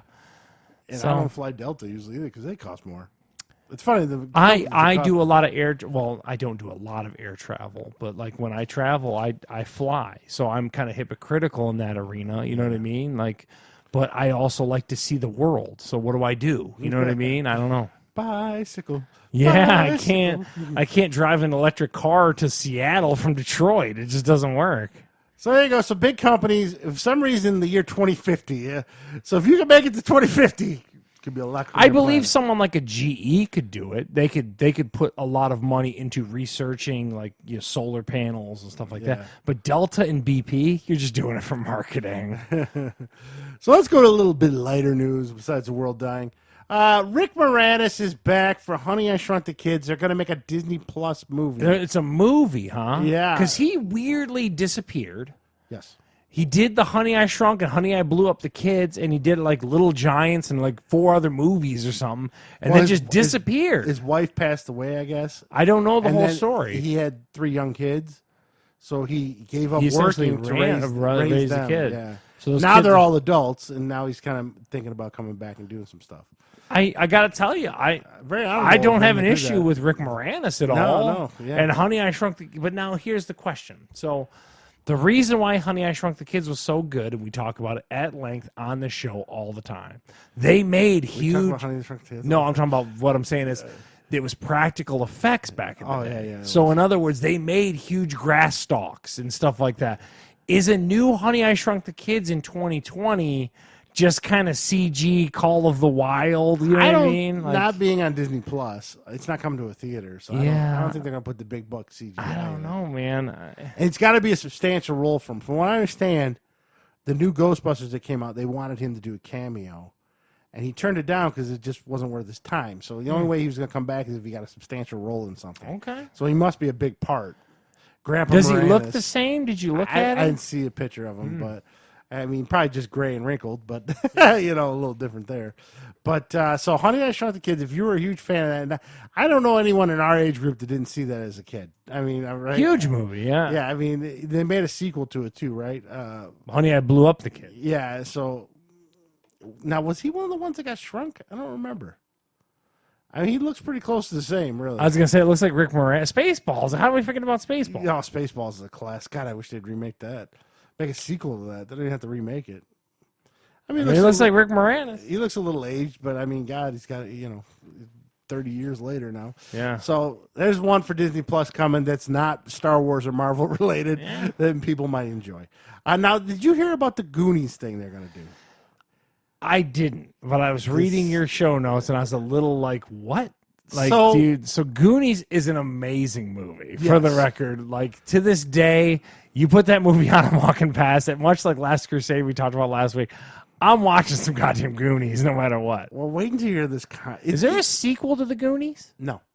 There's never been. Never been. There was always rumor they were going to do one as them as adults and have their kids do something, but it always fall through or never have. So this is going to be a Fox TV show. It's not going to be a movie. So the concept is it's going to be a small town on the East Coast again. At the West Coast. It was in Oregon. Was it in Oregon? I thought Yeah. it was in Massachusetts. Okay. No, it's in one of the It coasts. was in Oregon. Yeah, and it's in middle class families that are struggling, and the parents are losing their jobs, or whatever. So to help raise money for the town, the kids of the town are going to make a remake of the Goonies, film a Goonies remake. So it's not another swashbuckling adventure. No, it's them making the original Oh, in a remake to make money for the town. I gotta tell you, That sounds terrible. it just seems way more complicated. Way It's too just like that meta 90210 and- where we had to like weirdly like it's a loose base scripted show about getting the news show back. Like Yeah. what are we talking about? It's like man? in that same ballpark. Just get a good writer and make a tribute to the Goonies. You know just what I mean? make Goonies 2. It's their kids going on an adventure. Yeah. I don't know. So And maybe Sean Astin gets wrapped up in it, and Josh Brolin. You know what I mean? they have to Like, go save their kids. Yeah. No, we're gonna have a show about them Oh, making the man. show. Oh, if it's in Oregon or whatever, here's an easy one. You take the kids of Sean Astin and them, and they go out and look for Bigfoot and have a crazy adventure looking for Bigfoot. And that writes itself right there in 2 seconds, right? I mean, especially on if it's Northwest. Astoria, Oregon, I believe. Yeah, okay, yeah. So all right, that's big out there, right? Bigfoot. Yeah, there it is, Astoria, Oregon. Yeah. So the kids are going out to search for the mystery of Bigfoot. I mean, we just did that in 5 minutes. Yeah. But they come up with we're going to remake the Goonies to save the town. That just sounds terrible. But you gotta love the first Goonies movie. Oh, it's Goonies classic. is so good, man. They probably shouldn't touch it, in all honesty. Or make an animated series based on it or something. Just stop at Clone Wars. I'm just trying to think of other things, but it's better that the two ideas we just came up with are better Yeah. what they came up with. So, and then finally, this I just added today because I was shocked by this. Sonic the Hedgehog, the movie we thought would take $68 million this week. People were just. I think people were just desperate for content at that point. Like it's. I need a kids movie. There's the troll weird Pixar movie hasn't come out yet. What's it, Outworld or Yeah, whatever? that's next month. Yeah, so they're like, oh crap, what do I take my kids to? Sonic. Yes, I So don't know. Valentine's weekend, Sonic Yeah. is the champion. And then Jim Carrey's in hot water because he's talking about some chick and said like she's on his bucket list or whatever. That was a little overblown. Did you hear that though? They played it on the I radio. just saw it. I was like, He was oh, just trying to be geez. funny and He's riffing a little bit and got pinched. and Yeah. Gee, you can't say fucking anything these days. But I'm just shocked at 68 million. Now, would it have made 68 million if he still looked like he did when they first showed it? I don't know, man. People were super up in arms, man. They were, looked creepy. and then when I saw the side by side pictures, they really were off base on that first Sonic. He didn't have the right eyes and just everything about him. I was like, what the hell? He looked creepy. Yeah, they really missed the mark on that first one. It looks awful. I mean, I don't know. The movie looks bad. Dude, I mean, we talk about video games at length. We tend to like randomness based on having a couple kids. Dude, this is terrible. Like Detective Pikachu, I saw that. That was terrible too. But I see why that made money because, Pokemon are huge right now. Hey, I'll It take had your word Ryan for it. Reynolds. Yeah. I know, understand. But Sonic? There hasn't been a good Sonic game in 10 years. Yeah, I don't know, man. I didn't realize it. That shocked me, really. I think that's perfect timing type of thing. There's just no other kid There's no thing competition. and no competition. Because they're going to make a sequel to it and it's going to tank, because. But then you look at, okay, so here's a perfect example of where Jumanji came out last holiday season. To me, you could have pushed Jumanji to this weekend. You could have made $300 million. You know what I mean? Yeah. Instead, Jumanji was trying to navigate the Star Wars. But it made a killing still. Did it? I And guess. weeks later, it surpassed Star Wars. Oh, okay. So Locally, I don't know about worldwide, but I do love the Jumanji movies. It just seemed to me like a misstep. their theory is alternative programming to Star Wars, and it seems to work for them. Okay, The Rock's the only one that can do that. Yeah, man. But it's Gotta made get it- that Terramana tequila though. Gotta try that for sure. But I'm just shy. So, from our point of view, though, maybe this will open the floodgates for some good video game movies, right? What do you want to see? Well, they're making Mortal Kombat. They're redoing that right now. I want Is to. Goro still going to be like the weird chess piece from Star Wars? Goro. I don't know. I don't know if Goro. I still have that soundtrack though. Yeah, So good. So they're making Mortal Kombat right now. Tomb Raider came out a year or two ago, right? It was okay. I didn't think it was terrible. Did you see? I like the live OG Angelina Jolie ones. I really did. Yeah, and Uncharted's supposed to be coming with Tom Holland. That's been a train wreck. Yeah, though. I don't know what's multiple happening different there. people helming it. And, The one that screams to me is God of War, right? oh yeah, Kratos and stuff. I mean, like how that. awesome would that be? I mean, Yeah. you find the right guy to play God of War. Oh, and also the Showtime Halo series is still Yeah. coming with Porn Stash. Yeah, that was one thing too. Speaking of the Hulu thing I was talking about you earlier, I think I'm going to go back and watch Vikings. I think you need to check it out. I watched a handful of the first season, but I watched the first three. Yeah, I think I need to put some pretty good. time in on it. Yeah, When it's the a dad- good show. When the dad dies, just check out. Oh, because the son takes over. Yeah, The kid in the wheelchair takes over, and I'm like, I'm out. Brand. Yeah, takes over. I was like, I'm done. Something the Boneless was his name. Ivan the Boneless or something they called him. I was like, I'm done. But okay, so hopefully we'll get some more video game movies and everything. And then, God of War. God, I'd love to see that. That's the one that comes to mind first. Just play the newest game on PS4. It looks like a movie. Yeah, that is true. I mean, Last of Us would make a good movie, probably. You Yeah. already got the actress to play the voice. Just Yeah. stick her in the real thing. I mean, that What's her probably name? make Ellen good. Page or whatever. Yeah. I mean, there's a lot of if they done right and took seriously. I mean, when they did that Doom with The Rock, it was terrible. And the Super Mario Brothers, I don't know what that was. That was just. I don't a think train that wreck. lends it to your point, kind of as you're going down your ilk of like what Super Mario Brothers is a hard thing to do, but like you said, like most of these other ones you're naming can already kind of lend I themselves. feel like Super to- Mario Brothers would be perfect, like CG, like Minion type look to it. I think that a lot of Nintendo's IPs would loan perfectly to Speaking CG of that, it's not, movies. and you didn't have this in the notes or whatever. That PlayStation Super Nintendo mash went up for auction. 400,000 is that right? It's now. at 400,000 because they turned down a $1.2 million offer. So that's what they said. And I was like, wait, what? How much more do you think you're gonna make? Who wants this thing? It's the only one working apparently. Does it play games? I guess it boots is what they said, and that the only one. Apparently, there's 10 of these prototypes, and this is the only one that's bootable. So that's how this one is like the ultimate in unicorns, I guess. Well, there must be some rich collectors out there because I don't. What are you gonna do with it? Does it? I mean, do you have the? Does it play PS games or Nintendo games? I didn't read too much into it. As soon as at 1.2, I was like, "That's insane!" and kept it moving. I don't know. It's pretty nuts. I can't wrap my brain around that. Well, last check they're at 400,000. I remember seeing an article. Yeah. So they're taking a pay cut. Dummy should have took the money. Yeah, 1.2. Like, dude, why did they have it? Did they form a developer? Or something? No, something to do with the dad worked there or something like that. It had some weird close ties, and it was just in a box at their house. And then they got lucky enough that it didn't get destroyed or something. And then they So went. essentially, the dad stole it from his work. I don't know like the particulars of it. Yeah. I very loosely kind of looked at it, but I just like I said 1.2. I was like, Jesus. And then like I'm with you. Like, does it even play a game? Like, what does it do? So anyway.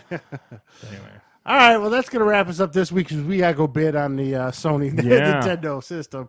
Next week, Mr. Bergeron might be here. He's going to tell us all about his New Orleans big trip. get.